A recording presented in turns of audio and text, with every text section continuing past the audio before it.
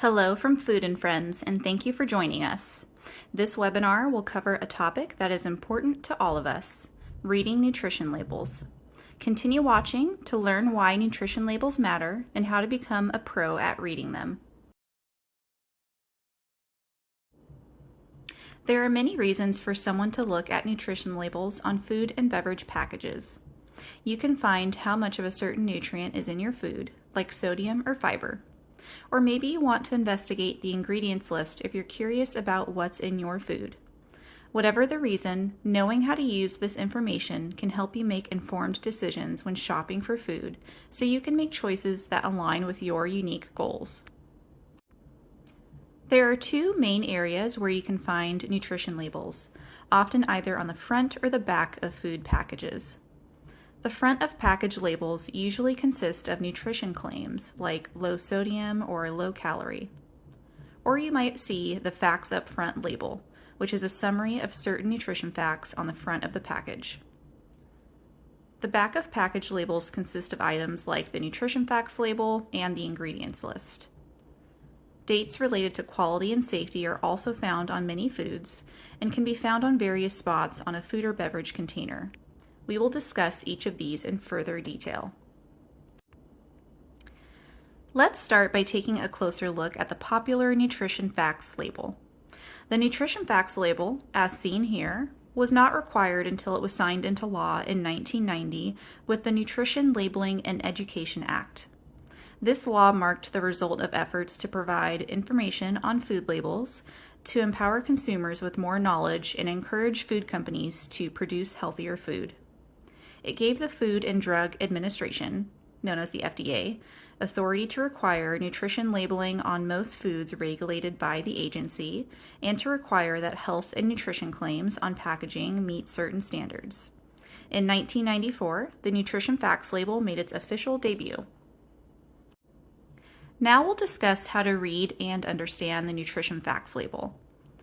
Start by looking at the serving size at the top. Compare your portion size, which is the amount that you actually eat, to the serving size listed on the panel.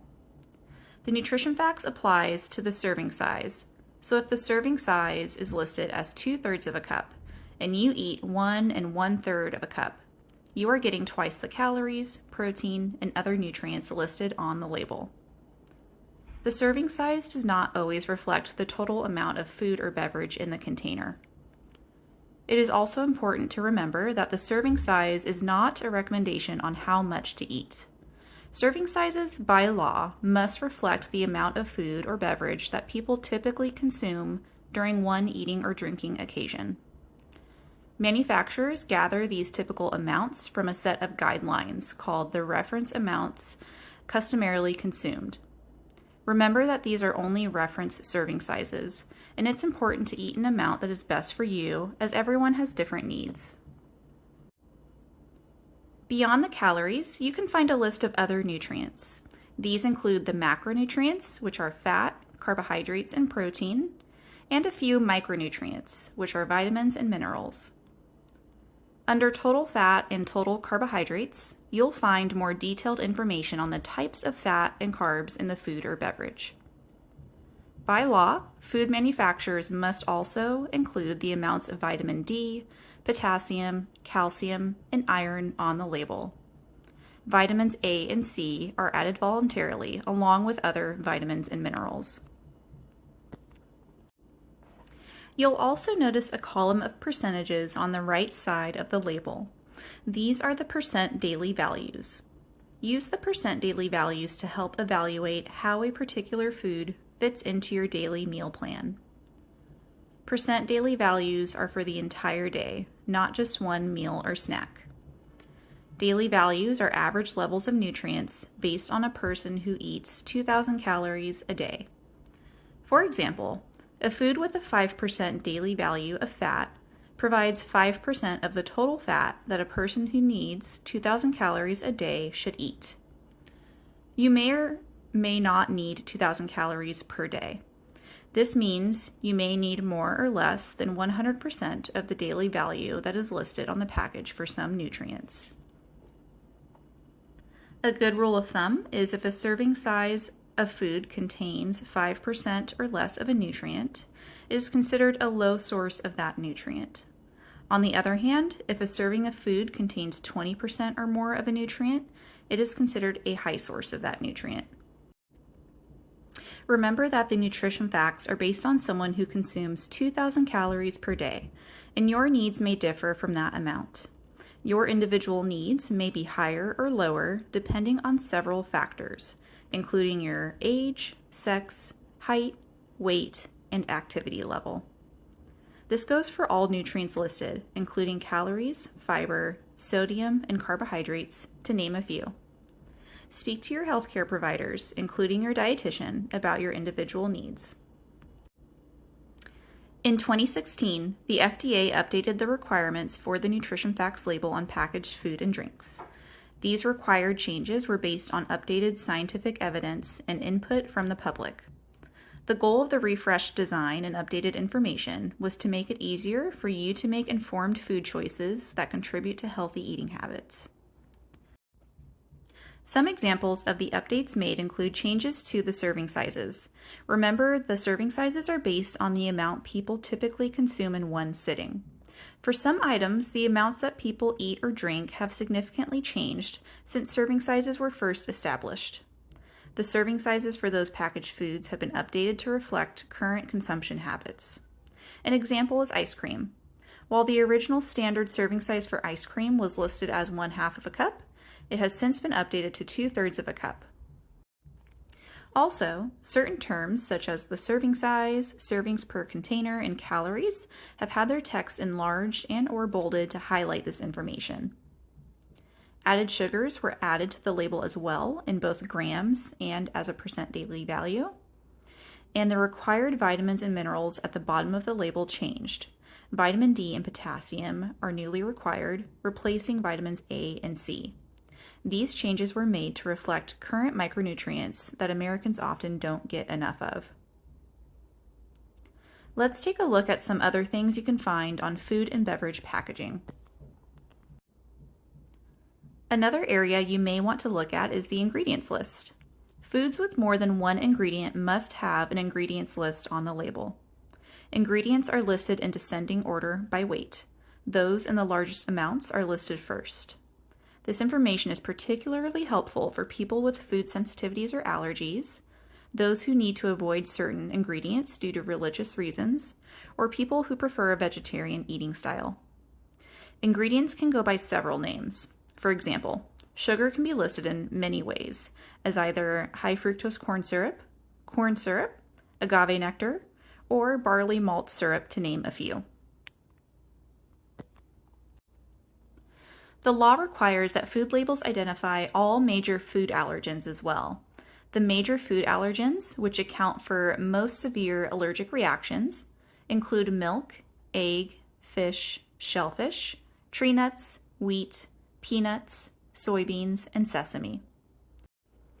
To list these, the name of the food source of a major allergen must appear in parentheses following the name of the ingredient, or immediately after or next to the list of ingredients in a contains statement.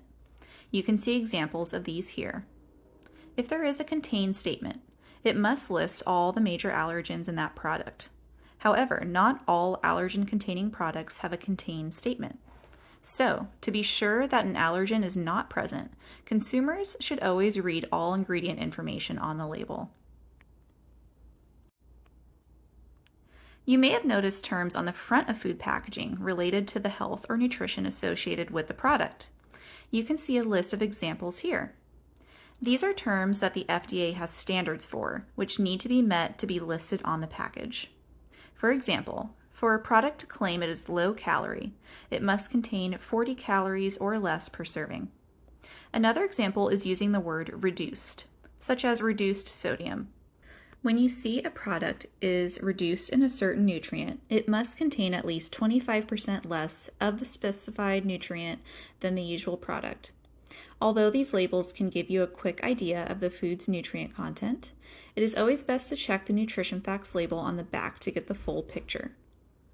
Although many of these health and nutrition claims are regulated by the FDA, there are a few common ones that are not.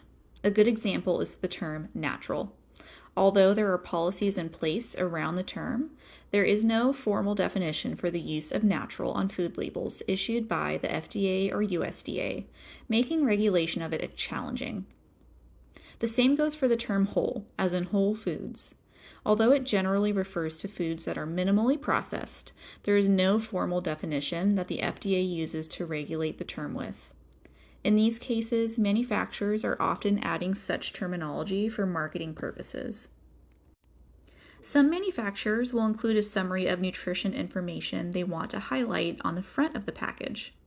This is called Facts Up Front, which is a voluntary, industry-led labeling initiative that summarizes important nutrition information from the Nutrition Facts panel, which is found on the back and sides of packages, in a simple format on the front of food and beverage packages. This is another type of label that is used for marketing purposes. Lastly, we will cover dates on packaged foods and drinks. There are two types of dates found on foods. The first is called open dating. This is a calendar date that helps stores determine how long to display a product on its shelves. It also helps the purchaser decide when to buy or use the product for the best quality. In addition to the date, there must be a phrase such as sell by or use by to explain the meaning of the date. These are found primarily on perishable foods such as meat and dairy products. Let's talk about common terms associated with product dates and what they mean. The term sell by determines when to sell a product by. Although this date is not for safety, it may help keep track of how long items have been on the shelf.